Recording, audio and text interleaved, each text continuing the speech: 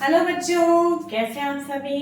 I hope आप लोग अच्छे होंगे और आपकी 7th क्लास की साइंस की पढ़ाई भी अच्छी चल रही होगी और भी सब्जेक्ट की अच्छी चल रही होगी, लेकिन साइंस की भी अच्छी चल रही होगी क्योंकि आपको जो फर्स्ट चैप्टर आपका कंप्लीट हो चुका है, सेकंड चैप्टर जो है हमारा कंप्लीट होने ही वाला है। बस थोड़े से एक या दो टॉपिक ही रह गए हैं, तो आज हम उसी के साथ में बच्चों आपको ध्यान है कि हमारा टॉपिक क्या चल रहा था। हमारा टॉपिक चल रहा था डाइजेशन इन ह्यूमन। उसके अंदर हमने बकल कैविटी, जिसके अंदर teeth, tongue and salivary glands, उनका हमने देख लिया था। उसके बाद में हमने लास्ट वीडियो जो मैंने अपलोड करी थी उसके अंदर इसोफेगस एंड स्टमक इन दो के बारे में हमने पढ़ लिया था। आज के इस वीडियो के अंदर हम पढ़ेंगे स्मॉल इंटेस्टाइन। ओके, तो आज का हमारा टॉपिक क्या है बच्चों?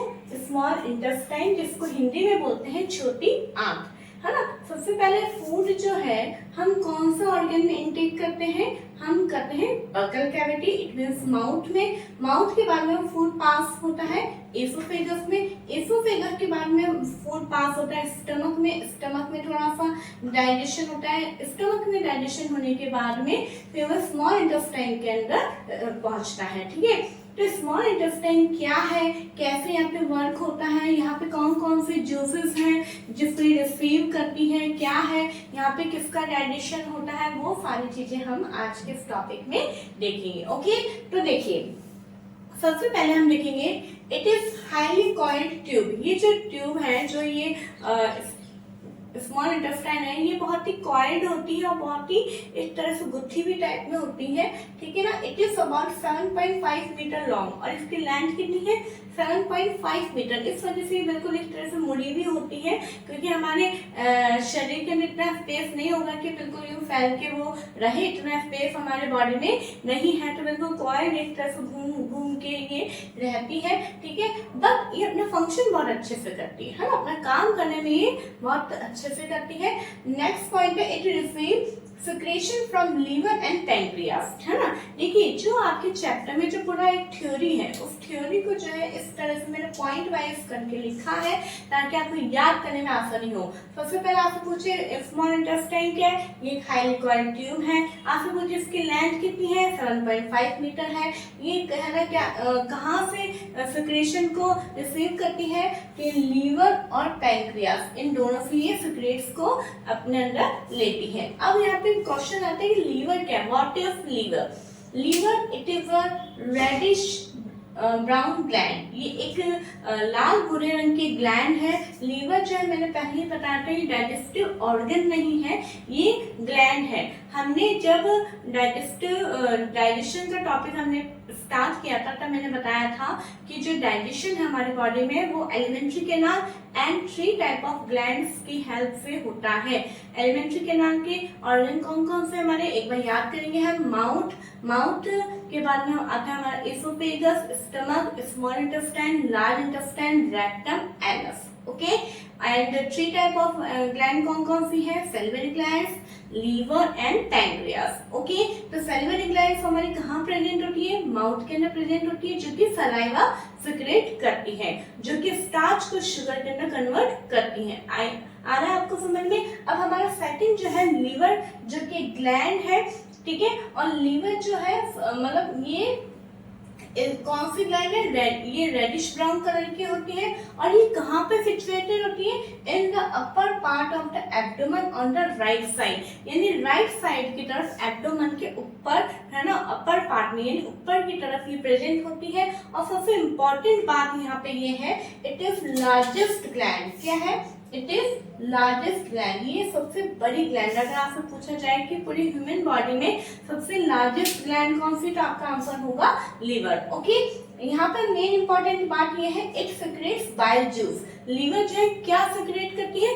बाइल जूस सिक्रेट करती है, जो कि that is stored in a sac called gall bladder. जो कि बाइल जूस जो वो अपने उसमें से निकालती है, स्त्रावित करती है, वो एक सैक लाइक यानी थैले नुमा एक स्ट्रक्चर होता है जिसे गॉल ब्लैडर बोला जाता है, उसके अंदर स्टोर रहता है। और फिर गॉल ब्लैडर के अंदर जो ये बाइल जूस होता है, उस बाइल जूस को स्मॉल इंटेस्टाइन लेती है और ये हमारे फूड को डाइजेशन करने में हेल्प करती है। ओके बच्चों, आगे चीज समझिए। अब देखिए आगे, जो बाइल जूस है plays an important role in the digestion. Bile juice का डाइजेशन के अंदर एक बहुत इंपॉर्टेंट भूमिका होती है। मेन ये किसका डाइजेशन करता है? फैट्स का। किसका डाइजेशन करता है? फैट्स का करता है। और ये फैट्स को किसमें कन्वर्ट कर देता है? फैटी एसिड्स में। किसमें कन्वर्ट करता है? फैटी एसिड्स में एंड ग्लिसरॉल। ये आपको याद करना है। क्वेश्चन आ सकता है कि बाइल जूस कौन से फूड कंपोनेंट को किसके अंदर कन्वर्ट करता है? तो बाइल जूस फैट्स को फैटी एसिड्स एंड ग्लिसरॉल इसके अंदर कन्वर्ट करता है। ओके, नेक्स्ट आता है हमारा ग्लैंड पैंक्रियास।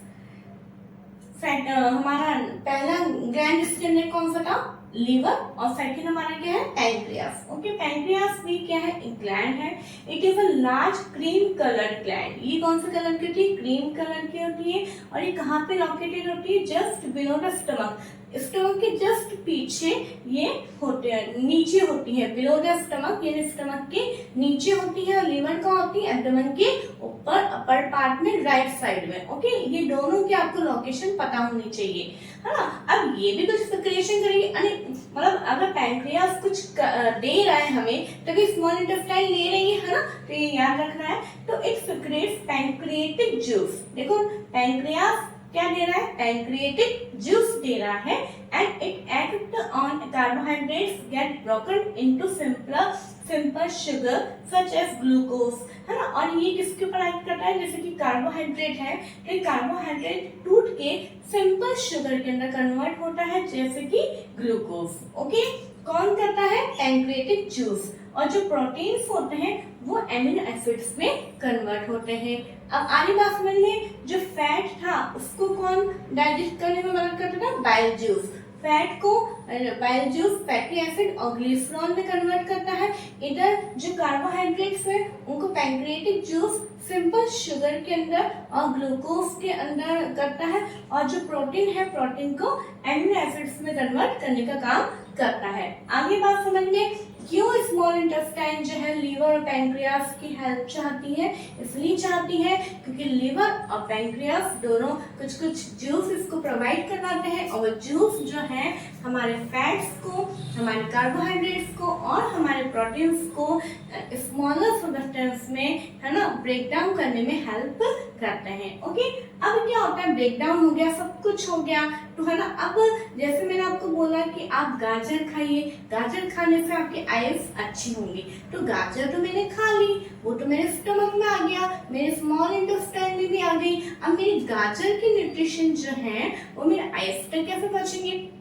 मैंने कहा कि आपके बोन्स बहुत वीक है, आप दूध पीजिए, उसमें कैल्शियम है, कैल्शियम से आपकी हड्डियां मजबूत बनेगी। तो वो कैल्शियम मेरी बोन्स तक कैसे पहुंचेगा? इसी स्मॉल इंटेस्टाइन के द्वारा पहुंचता है बच्चों, ठीक है। तो यही हमारा अब नेक्स्ट टॉपिक है, absorption in the small intestine. यानी स्मॉल इंटेस्टाइन के अंदर डाइजेशन होने के बाद में कैसे फूड हमारा एब्जॉर्ब करता है ना। तो वो हम देखेंगे। The digested food pass into the blood vessels in the wall of the intestine, है ना। यानी जैसे कि मान लो फॉर एग्जांपल एक इंटेस्टाइन है, इंटेस्टाइन के वॉल पे, है ना, इंटेस्टाइन के वॉल पे जो बहुत सारे इस तरीके से फिंगर लाइक प्रोजेक्शन होते हैं जिनको हम विलाई बोलते हैं। देखिए मैंने लिखा है the inner walls of the small intestine, यानी अंदर की तरफ, है ना। Intestine have thousands of finger like outgrowth are called villi. बहुत सारे ऐसे होते हैं और इनके अंदर बहुत सारे थाउजेंड्स टाइप में ब्लड वेसल्स होती है इन विलाई के अंदर।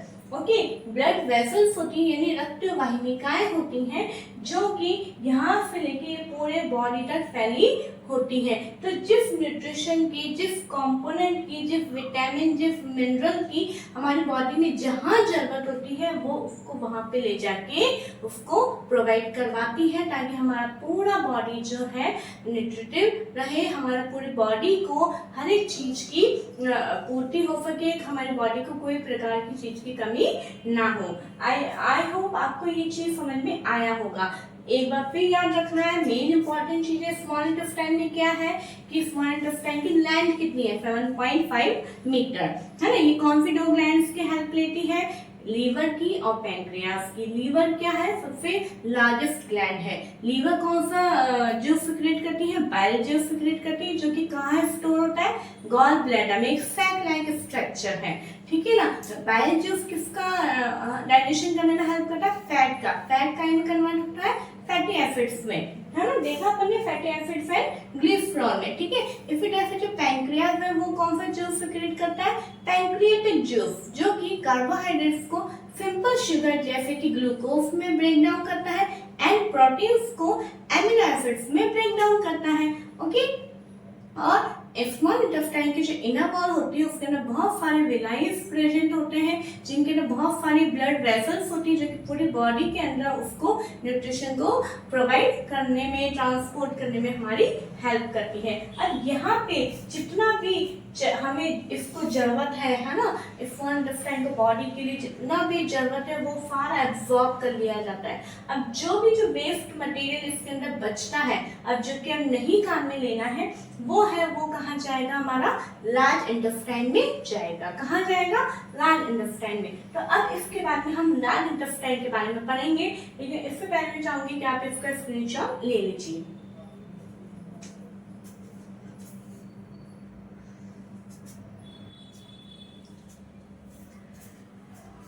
आपने स्क्रीनशॉट ले लिया होगा। अब हम देखेंगे बच्चों लार्ज इंटेस्टाइन, ओके। हमने क्या देखा था कि जो हमारे स्मॉल इंटेस्टाइन के अंदर मैंने बताया था आपको कि जितना भी फूड है जो डाइजेस्ट हो गया है और जिसको जितना भी ज्यादा एब्जॉर्ब किया जा सकता है उतना करने के बाद में वो फूड कहाँ पे पास होता है, लार्ज इंटेस्टाइन में, ओके। स्मॉल इंटेस्टाइन का वर्क उतना ही था। अब आती है हमारी लार्ज इंटेस्टाइन की, जिसको हम हिंदी में बोलते हैं बड़ी आंख, है ना। तो इसके अंदर हम देखेंगे the large intestine is wider. कैसी होती है लार्ज इंटेस्टाइन, कैसी होती है, वाइडर होती है, यानी थोड़ी चौड़ी होती है, and shorter than small intestine, परंतु ये स्मॉल इंटेस्टाइन से छोटी होती है ना। अब आप बोलेंगे तो फिर इसका नाम लार्ज इंटेस्टाइन क्यों है, जब ये स्मॉल इंटेस्टाइन से छोटी होती है तो इसको हम लार्ज इंटेस्टाइन क्यों बोल रहे हैं। देखो बेटा, इसलिए बोल रहे हैं क्योंकि देखिए इसकी लेंथ कितनी है 1.5 मीटर, और आप याद करिए कि स्मॉल इंटेस्टाइन की लेंथ कितनी थी 7.5 मीटर, परंतु ये जैसे कि लार्ज इंटेस्टाइन है, ठीक है, ये लार्ज इंटेस्टाइन है और ये हमारी स्मॉल इंटेस्टाइन है, ओके। स्मॉल इंटेस्टाइन जो है लेंथ में तो 7.5 मीटर है, परंतु ये जो लार्ज इंटेस्टाइन है ये लेंथ में 1.5 मीटर है, परंतु ये वाइडर होने के कारण, ये चौड़ी होने के कारण इसको लार्ज इंटेस्टाइन बोला जाता है, ओके बच्चों, ठीक है। तो अब इसका फंक्शन क्या है, its function is to absorb water and some salt from the undigested food material.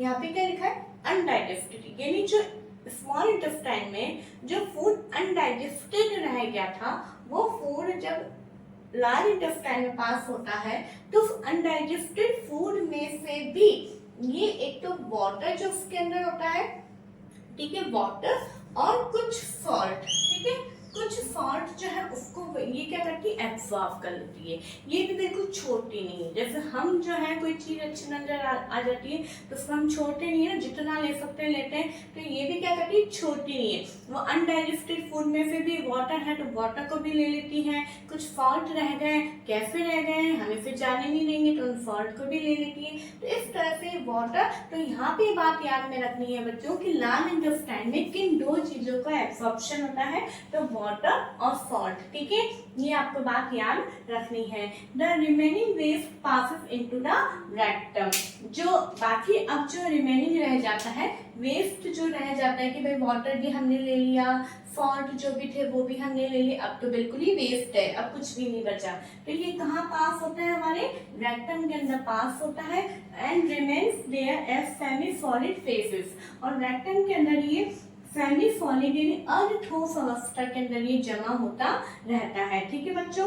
उसके बाद में इसको अब बॉडी से बाहर रिमूव करना बहुत ही जरूरी है, अगर बॉडी से बाहर रिमूव नहीं करेंगे तो हमारे लिए बहुत ज्यादा हार्मफुल होगा। क्यों, क्योंकि वेस्ट मटेरियल को हम अपने पास में रखते नहीं है, जैसे जस्ट लाइक अ गार्बेज, कचरे को अगर आप एक डस्टबिन में भी इकट्ठा करते रहते हैं और उससे अगर वो पूरा फुल हो जाता है और अगर उसे आप नहीं फेंकेंगे, खाली नहीं करेंगे तो क्या होगा, उसमें से बैड स्मेल आने लग जाएगी, है ना, और हमारे को इन्फेक्शन होगा। उसी तरीके से ये जो सेमी सॉलिड फेसेस है इसको भी हमारी बॉडी से बाहर रिमूव करना जरूरी है। और उस रिमूव करने का जो प्रोसेस होता है उसको हम क्या बोलते हैं, इजेशन बोलते हैं। क्या बोलते हैं, इजेशन। अब याद करिए, फूड को अंदर लेना उसको हमने क्या बोला था, इंजेशन। और फूड को बाहर रिमूव करना उसको हम क्या बोल रहे हैं, इजेशन। दो प्रकार की टर्म्स हमने देखी थी। तो the faecal matter is removed through the anus. अब देखिए रेक्टम में आ गया, रेक्टम के बाद में बॉडी से बाहर रिमूव किसकी मदद से होता है, एनस की मदद से होता है। ठीक है, तो एनस की मदद से टाइम टू टाइम इसको बाहर रिमूव किया जाता है। इस प्रोसेस को हम क्या बोलते हैं, इजेशन बोलते हैं। ओके बच्चों, अब देखिए सारे पार्ट से इस लार्ज इंटेस्टाइन के अंदर ही हमें 3 पार्ट नजर आ रहे हैं। लार्ज इंटेस्टाइन, फिर उसके बाद में आ गया हमारा रेक्टम, रेक्टम के बाद में आ गया हमारा एनस। तो आई होप आपको ये समझ में आया होगा।